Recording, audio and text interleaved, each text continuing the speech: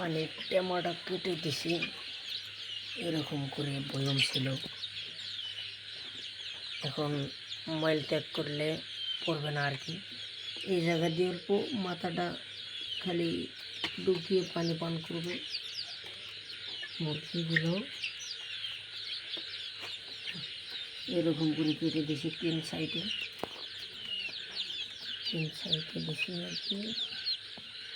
আর পাইপের মধ্যে আধার আছে, খাচ্ছে বেশ সরু হয়ে গেছে।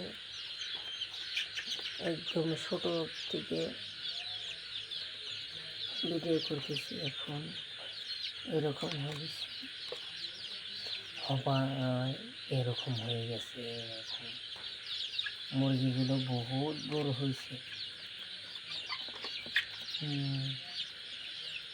আর ওই যে একটা বিকলঙ্ক হয়েছে, বিকলঙ্ক এটিও আসে গেছে।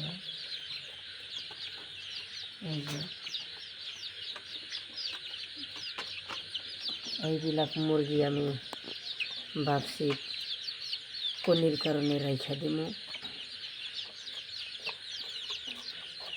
ভাবছি কনির কারণে এইবিলাক রাখবো।